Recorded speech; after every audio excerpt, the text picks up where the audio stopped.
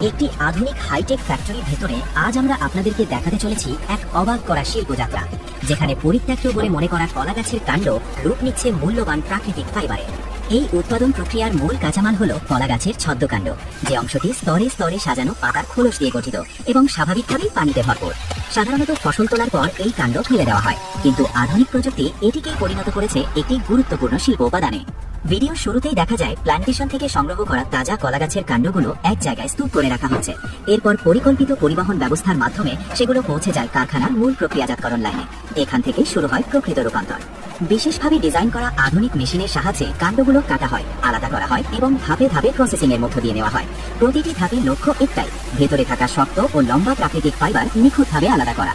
এই পুরো প্রক্রিয়াটি সম্পন্ন হয় অত্যাধুনিক অটোমেশন সিস্টেম, সূক্ষ্ম প্রকৌশল নকশা এবং দক্ষ মানব শক্তির সমন্বয়ে। মেশিনের নিয়ন্ত্রিত গতি আর মানুষের অভিজ্ঞ তত্ত্বাবধান দুটোর মিলনই নিশ্চিত হয় ফাইবারের মান ও স্থায়িত্ব। কাঁচা কৃষিজ বর্জ্য থেকে এভাবে তৈরি হওয়া কলার ফাইবার আজ ব্যবহৃত হচ্ছে পোশাক শিল্পে, দড়ি তৈরিতে, হস্তশিল্পে, প্যাকেজিং সামগ্রীতে এবং বিভিন্ন পরিবেশ বান্ধব শিল্প কারখানায়। সিনথেটিক ফাইবারের বিকল্প হিসেবে এটি হয়ে উঠছে টেকসই ভবিষ্যতের এক শক্তিশালী উপাদান।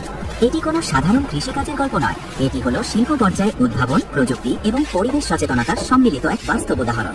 কলা গাছের কাণ্ড, যা একসময় ছিল অবহেলিত, আজ সেটি আধুনিক শিল্পের সম্ভাবনার প্রতীক।